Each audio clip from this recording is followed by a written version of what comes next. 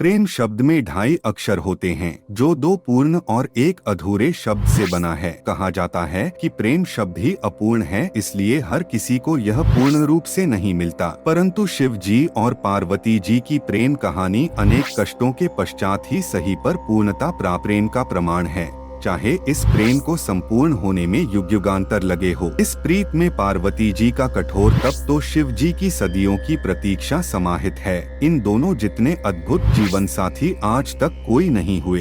तीनों लोकों के स्वामी होकर भी शिव जी के पास ना स्वयं की धरा, ना ही स्वयं का आकाश रहा। बस प्रकृति की गोद में बसा कैलाश पर्वत ही उनका निवास स्थान हुआ। और दूसरी ओर पार्वती जी हर जन्म में राजकुमारी या बड़े घर की कन्या हुई। फिर भी उन्होंने अपने जीवन में शिव जी से अधिक किसी की भी चाह कभी नहीं की। शिव जी सकल सृष्टि के स्वामी, परंतु अज्ञानियों की दृष्टि में एक अघोरी से ज्यादा कुछ नहीं। पर उस दिव्य स्वरूपा देवी ने शिव जी को जो पूर्णता दी, उससे वे देवों के देव महादेव बन गए। पुराणों में वर्णित है कि पार्वती जी ने शिव जी की अर्धांगिनी बनने के लिए 108 बार जन्म लिया। अंतिम 108वीं बार में वे पार्वती जी बनी। पार्वती जी के स्वरूप से पहले उनका जन्म दक्ष प्रजापति की कन्या के रूप में हुआ। तब उस जन्म में भी उन्होंने प्रेम से वशीभूत होकर शिव संग प्रेम विवाह किया।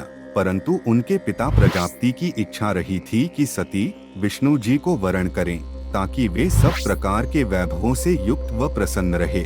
पर सती तैयार ना हुई, बल्कि उन्होंने घोषणा कर दी कि मेरा वास्तविक सुख तो महादेव में निहित है। सती रूप में शिव जी की भक्ति की और दृढ़ता से उन्हें पति के रूप में पाया।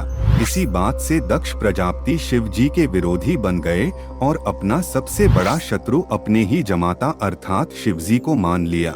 शिव जी को तुच्छ दर्शाने के लिए दक्ष ने एक महायज्ञ का आयोजन किया, जिसमें सभी देवी देवता, यक्ष, किन्नर, साधु, संत, ऋषि मुनियों को बुलाया गया। बस स्वयं की पुत्री और जमाता को छोड़कर इस यज्ञ में जाने हेतु पार्वती जी ने शिव जी को समझाया कि आमंत्रित तो परायों को किया जाता है, अपनों को नहीं। और वे वहां बिन बुलाए पहुंची तो उन्हें बहुत अपमानित होना पड़ा। उन्हें शिव जी की बात न मानकर गलती हो जाने का भान हुआ, और जब उन्होंने शिव जी के प्रति अपमानजनक शब्द सुने तो वे यज्ञ के अग्निकुंड में कूद गई। शिव जी को जब पता चला तो उनके गणों ने यज्ञ भंग कर दिया।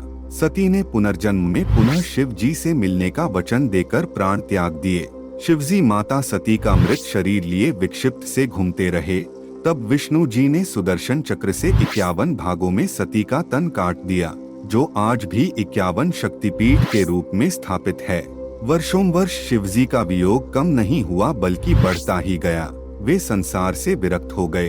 इधर सती ने वादा निभाते हुए पर्वतराज हिमवान और रानी मेना के घर पुत्री के रूप में पुनर्जन्म लिया। पर्वतराज की पुत्री होने के कारण उन्हें पार्वती नाम मिला। नारद जी ने किशोरी पार्वती जी को जीवन साथी के रूप में शिव जी को पाने के लिए तपस्या का मार्ग बता दिया।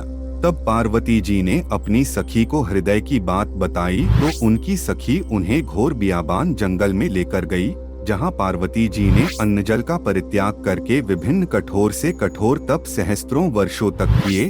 तब शिवजी ने सप्तऋषियों को पार्वती जी को समझाने के लिए भी भेजा। स्वयं भी वटुवेश में समझाने पहुँचे थे, परंतु शिव जी ने भी पार्वती जी दृढ़ संकल्प के आगे हार स्वीकार कर ली और वे पार्वती जी संग परिणय सूत्र में बंधने का वचन दे बैठे। इस वचन को शिवजी ने फाल्गुन मास कृष्ण पक्ष की चतुर्दशी अर्थात शिवरात्रि पर पूर्ण किया। शिव और शिवा का महामिलन शिवरात्रि को हुआ, इसलिए यह दिन महाशिवरात्रि बन गया।